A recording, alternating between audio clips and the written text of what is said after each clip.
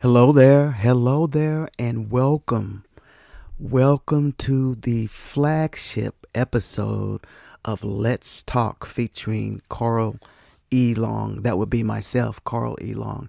Yes, welcome to my flagship episode of my podcast. Who am I and why am I doing a podcast? Well, because, guys, who isn't doing a podcast? How about that? No, really. It's something that I always wanted to do, something that I always wanted to talk to people, and I have something to say. So let's talk. Let's talk. All right. So who am I? My name is Carl. Carl, and I am from Dallas, Texas, and I am a enthusiastic person who loves life, who loves the arts, who loves music, who loves to dance, who is an Amazon influencer, who is an overall social media guy, and most of all, I love my country and I love the people in it. So, it isn't something that you have to be under a rock to not know what's going on in this country right now. And there have been just a lot of things that have been going on that have just not been good to me. You know, I invested a lot of time and effort into this election this year. I mean, it was so much. I was watching the news cycle 24/7, trying to keep up, trying to make sure people were informed. I was on my TikTok, on my Facebook, everywhere that I could go to just get the word out about what was about to happen in this country. So, with that said, I decided I needed to do something. A lot of us Democrats, and yes, I just said it. I am a very much a Democrat, a very liberal Democrat, if I might say. And a lot of us decided, we just didn't want to fight anymore. It was so hard. People weren't listening, and there was so much lying going on, and we were just exhausted. And after what happened on November 5th, it's been tough. I really haven't turned on mainstream news much. I'll pass by it, but I get so disheartened and so afraid of what is going to happen to this country that I just can't watch it. I finally had to get my best friend told me, you need to just turn it off. And I did. I turned it off. But then I woke up because I started seeing, you just can't get away from the news these days. Because as long as you have a phone, if you have one of these guys, you're going to find out. You're going to find out something about what's going on in this world. So that's why it's important that we all do our part. And my part is to get the word out there, to talk about the things that we need to talk about, to bring knowledge to people that don't have it, to bring truth. Truth is so important to everybody. Truth. And there just haven't been a lot of it in this whole election period. So with that said, I want us to start talking about some things that I've thought are what's going on in the country and what we need to start focusing on and understand that no matter how minute you think what you're doing doesn't matter, it does. It does. Somebody might see what I'm doing here and they might hear what you're doing there, or they might see what you're doing out there. So you got to do the part. You have to do your part. As discouraging as it is right now, we're going to make it. We are definitely going to make it. So this is the reason why we are all here today. This guy, Donald J. Trump. Let's just talk about this guy a little bit. When I first heard about who he was as a person, I was a little intrigued. Here it is, the self-made millionaire. He was very verbose and very out there and says he wanted to do this. And I first come to meet him on Oprah, actually. Through Oprah, she had him on there. And he seemed like a really successful guy. And I was enamored by him. This was before. This is the true way that he brings you in. He has that je ne sais quoi, if you want to say that word. And he has that way of bringing you in. Which brings me to the part of it takes a while to get to know someone because, I mean, we were all duped by that. I mean, he came up with the best of the Democrats, and he used to be a Democrat. That's what he said. But what changed this guy right here? What changed that guy? I got to figure out which way I'm pointing. Over there. What changed this guy? I don't know. But, I think he's turned into someone that is such a narcissist, doesn't have a grasp on life, and is so self-centered and selfish that why would God even put somebody on earth like this person? And I say that I'm a Christian man as well, to teach us some really good lessons, because this man is the biggest manipulator I have ever seen in my life. And it makes it so hard for me to even look at him sometimes. Like it's hard for me to have this photo up here of Donald Trump, because what is going on in his head? I don't know. And I have been studying this guy since he came on, and I prayed that he would go away, but he's back. And now we're going to have to deal with it. So let's just talk.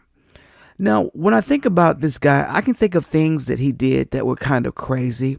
One of them was the whole ad about the Central Park 5, when he put a full page. Why was he so invested in making sure these black guys were getting the death penalty and no longer? Why was he so invested in that? I don't understand that. So you have to take it back to, is he just that hating of black people that he wanted that done personally? And to this day, even though DNA evidence has proven that these guys are not, they are not guilty, he will not even rescind what he's done. What kind of person is that does not believe in truth? The truth is that his truth is the only truth. He could care less what a judge says. Anybody. The man is walking around now thinking that he's won the election from 2020. He still thinks he's won the election. What kind of person is this? And what kind of people are we that we're following a person that can't even admit to truths about himself? He needs therapy really, really bad. And then we have to talk about what has made people follow Donald Trump. I still can't get it. There have been many therapists and psychologists and psychiatrists and whatever that have tried to make us understand his personality and the kind of person he is. We know his father has a lot to do with the kind of person that he is. But why is it so important for this man to be the president and to come and put in everything that he thinks is the way things should be? Most presidents go into office have a different vested interest. This one, it's different. Now, what he's done, he's managed to get into the minds of some of the weakest people in our country. And I know they're going to say that as a Democrat, when I say that, you're going to say that you're just being a liberal like them all and saying, but it's a true thing. There are sections of our population who are not educated, who have probably never traveled 5 miles from their neighbor, from their city or anywhere. There are people in this country who have just been ignorant of the facts of life and what goes on, and they can easily be manipulated. That's a true fact. Every race has those kinds of people. And Donald Trump managed to find a following of people who don't even fit who he is.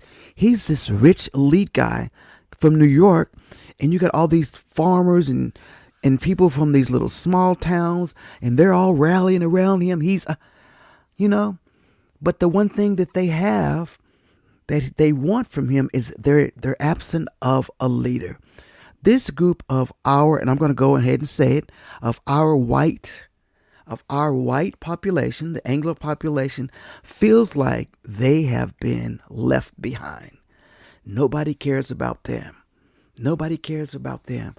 And, and I can sympathize with that a little bit, but a lot of it has to do with you trying to better yourself, educate yourself, and to understand and help get yourself out of there, So It's been a task trying to seeing these people be manipulated so badly. I watched some of the reporters that would go into the Trump rallies and they ask them questions, and most of them are so illiterate they just don't even know what they're saying, and it's embarrassing and it's heartbreaking at the same time because they don't know the way. So these are the people that have helped get Donald Trump into our lives. Believe it or not, that little group of MAGA people who are always Trumpers, they will always be Trumpers. Those are the people that gave us Donald Trump. And those people of us that do not vote, you gave us Donald Trump as well. So let's talk about something here. This is something that I think is the bigger conversation for our country. White fragility. White fragility. White fragility is the phenomenon by which white people become angry, defensive, or hostile when confronted with the idea that they are complicit in systemic racism. Right. So in this book, White Fragility, and you need to read it, the author is Robin DiAngelo, examines its origins in the failure of white society to understand the structural nature of racism, explores the history of the existing racial hierarchy, and makes a powerful case for why it is incumbent upon white people to accept their individual and collective responsibility for white supremacy and to do the difficult work of challenging it. This is the real deal, guys. This is the real deal that's going on. Why our country is so fractured. If we go back in history and think about a lot of things, this country was built up on a lot of racist values where the white male, quite frankly, was the leader. Was the leader of this country. They made the rules. You're going to do this. You're not going to be able to do this. And women, you're not going to. They made the rules. So they are losing power now. So they are fighting for their lives to get that power back by any means necessary. It's almost like a civil rights movement for white people that's going on right now, because they have pretty much said, all you people of color, get back. We're taking this thing back. It's a crazy kind of thinking, but that's what's going on. That's what's going on. White fragility is the phenomenon by which white people become angry, defensive, or hostile when confronted with the idea that they are complicit in systematic racism. They don't like to talk about it, guys. They don't want to talk about it. That's all been done in the past. That's been done. Why do I have to, those were yes, your ancestors didn't deal with it. Their ancestors didn't deal with it. So now it's up. Somebody needs to deal with this thing. Yes, we have made advances. We have. But guys, there are a lot of people out there that still don't believe that people of color deserve to get any further than they are getting right now. That's why this whole DEI thing is such a buzzword. Diversity, equity, and inclusion. All that's saying is we don't want to be better than you. We just want to be equal. We want the same opportunities, equal. When you have grown up in a country where there were laws that wouldn't allow you to live anywhere. There were laws when they wouldn't let you go to certain schools. There were laws when you could only make so much money. There were laws when you couldn't work in certain jobs. And then they say, it's fixed now. Nobody believes that. Really? Do you really believe that it just went away? And they're saying right now that everything's even now. Everybody has the same opportunity to do everything that anybody else. Yes and no. Yes, we do, because this is America. But does it always happen? No, it doesn't. Do I think that and believe that everybody's going to do the right thing and hire who's best for the job? I wish I could believe that. In most cases, I do trust the American people and I believe they do the right thing, but there are still a lot of bad apples out there, guys. And thank God that we have some people that will stand up and do the right thing. Thank God. There would be no Democratic Party if it wasn't for people of color, Because if only, think about this, if only the white Anglo people of the Democratic Party voted for a president, they would never win. They have to have the people of color, specifically black people, which is a large voting bloc in the Democratic Party, in order for any Democratic candidate to win. That's a fact. That's a fact. Those are the numbers, right? So the reason that Trump, he calls it a landslide, it was not a landslide, that he barely got over there, is because just a little bit of our people started moving and getting this disenfranchised message that he was the way. And a lot of you didn't vote. So we almost had our first woman minority president. But guys, I was skeptical. I thought that it was going to happen, but I started thinking and hearing a lot of men of all races who just could not believe that a woman should be leading anything. Misogyny is real. It is real. It is real. So this is where we are, and these are the things that I want to talk about. I have a lot of topics that I want to bring up, but let's just talk about what happened today. This is just what happened today. Pete Hegseth confirmed as the next defense secretary by Senate vote. Let's talk about DEI. This is the biggest DEI hire I would have ever seen right here. Because the whole argument, guys, is that by having DEI, we're allowing people of color to get ahead and get jobs, and they're not qualified for them. That's what the whole message of this is about. So here's a guy who's getting ahead because he is a Trump loyalist, and he is definitely not qualified for the job. This is DEI in its best form. Reverse. That's what I'm saying. Republicans have no idea of what they're doing. This guy is no more qualified for that job than I am. You know? And it just happened. I saw that come across my phone. I was like, oh my God. And you know who the bad guy is this time? Mitch McConnell. Senator Mitch McConnell voted no. I've already went out to X, formerly known as Twitter, and he is now the poster child for the most hated Republican of all. He's going to get the John McCain Prize because he voted no. J.D. Vance had to come and break the tie. It was a 50-50 split because Mitch McConnell voted, right? Had been one more Republican.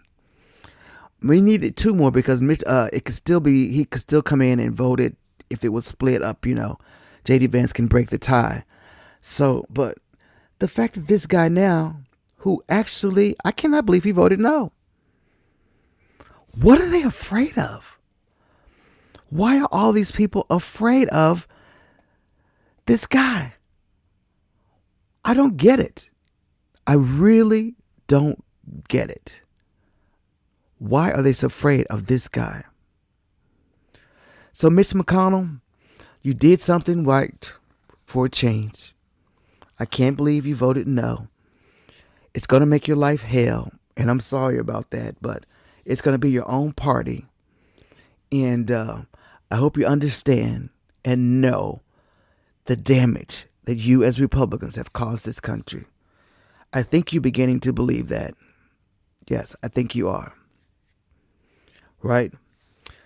So this is my debut podcast, so I don't want to get into a whole lot of stuff today, but I just wanted to mainly introduce myself to you, let you know the kind of things that I want to keep on talking about, because until we talk about them, talk to someone that is not of your race, that is not of your political party, try to find common ground. Guys, we have got to get the word out because our government is not doing it for us. We as a people are going to have to make this thing get fixed. Donald Trump can ruin this country. You don't want to believe that? You're going to start to believe it. And what's the word that they're putting out there? FAFO? Yes. You're going to find out. Because this man is not on any tour of duty. His only tour of duty is a revenge tour. He is so upset about getting double impeached, all these indictments, and everybody. You did it to yourself, Donald. We didn't make all of these crimes and things. He's so upset. He wants to go back and get everybody. He is on a revenge tour. He doesn't care about the price of eggs. Get that in your head. That's at the low totem pole if he does anything. So, and here's something else. If the man does something great, I'm going to give him his roses, his flowers. If he does, I've always said, if he does the right thing, I will give him his flowers. But he's not doing the right thing.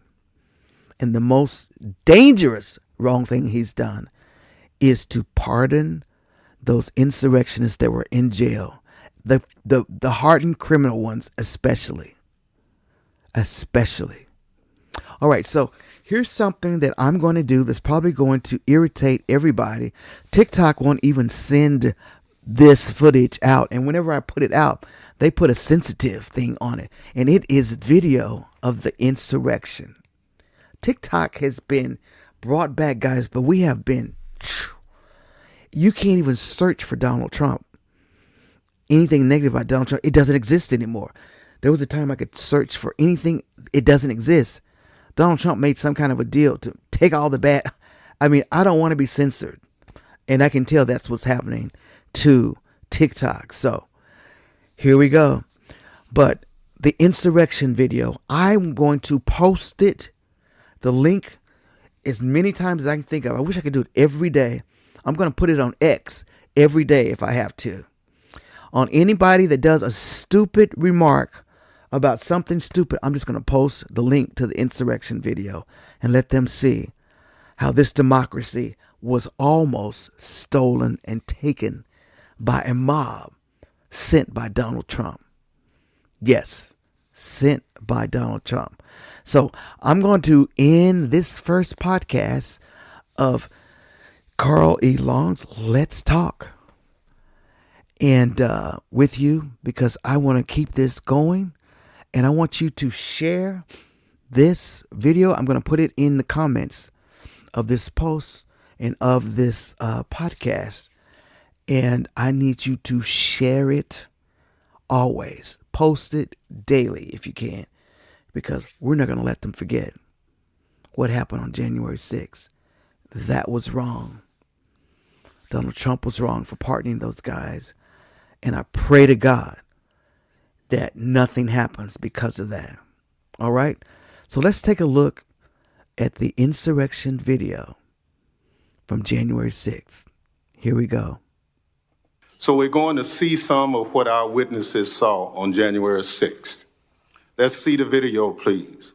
But please be advised that it contains graphic images and strong language, which many may find disturbing.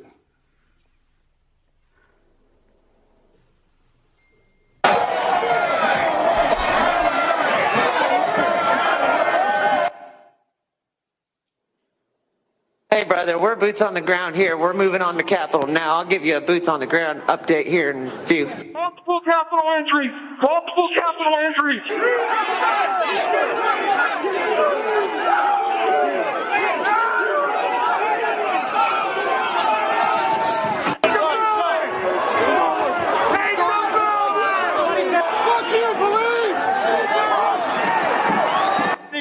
We're still taking metal, sharpened objects, missiles to include bottles and rocks, and hand-thrown chemical-grade fireworks.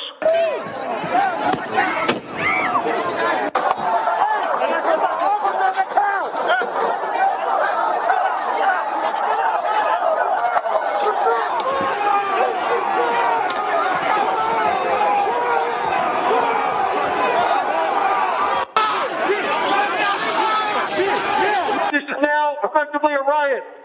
1349 hours declaring it a riot.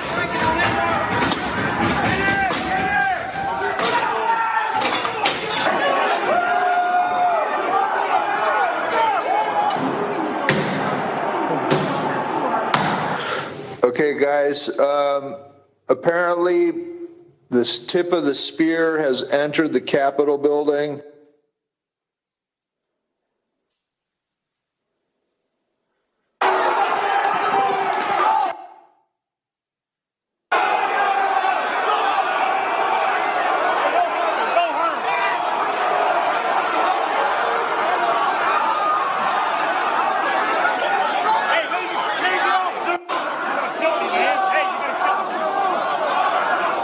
If I give this up, they're going to have to run after.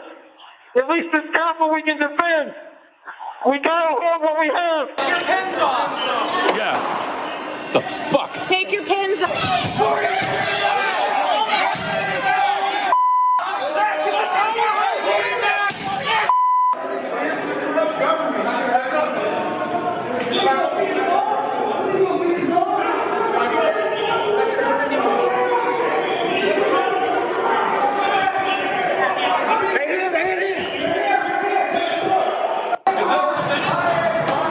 Where the fuck are they? There's a 50 was blanked. 1033. I repeat, 1033 was from the Capitol. We've been blanked and we've lost the line.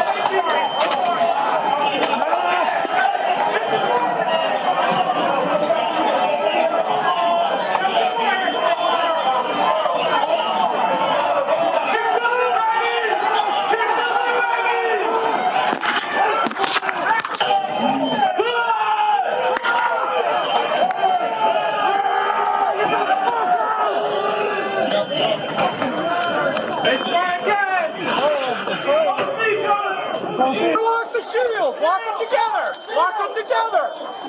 We need patriots in the front. Jimmy, get him to the back. Get him to the back. Get him to the back. Let's get some fresh faces up front.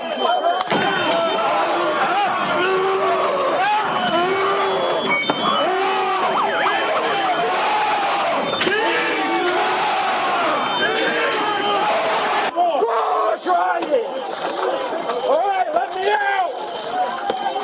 I'm trying!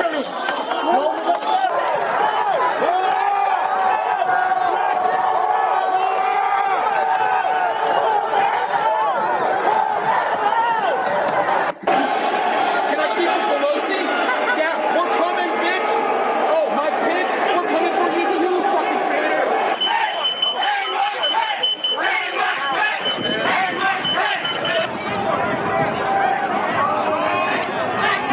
They've got the gallows set outside this Capitol building. It's time to start fucking using them. Start making a list, put all those names down, and we start hunting them down one by one.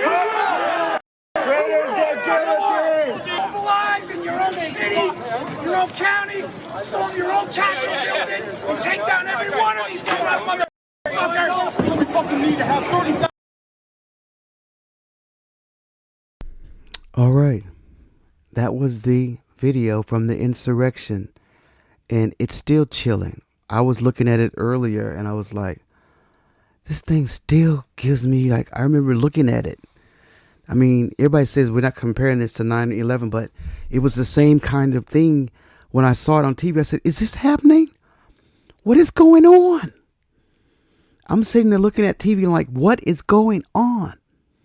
I had no idea what was going on. So, Trump has already pardoned these people. They're out there and they're threatening. I mean, this is just a bad situation, guys. And as long as Trump he doesn't have to be elected anymore. This is his last term, so he's lame duck. He's got the Supreme Court who's giving him carte blanche just to do anything. And then he's got the spineless Republicans, House and Senate, behind him. So he's dangerous. He is dangerous. So guys, we have got to keep this guy in check and call out whatever we can call out. Talk to your congressmen, whatever. Democrats have got to get it together. We've got to get this under control. So that's the tone of my first podcast. I'll be doing some great things too. Hopefully, I'll have some guests that I can talk to you with and get their perspectives on some things. I got a couple of relatives who ended up voting for Trump. I'd like to get one of them on here and maybe talk to them and see why they did what they did and the whole bit. It's kind of hard. I was very upset about it because it was one of my close relatives, and it kind of hurt me for a minute. But I don't know. Sometimes you just don't know where someone is, and you just got to go with it. So thank you so much for joining me on today on Let's Talk. And be with me again. And you can catch me on this podcast channel as well as my YouTube channel, Kalo Star's Favorite Things. So you have a wonderful day. Now, goodbye now.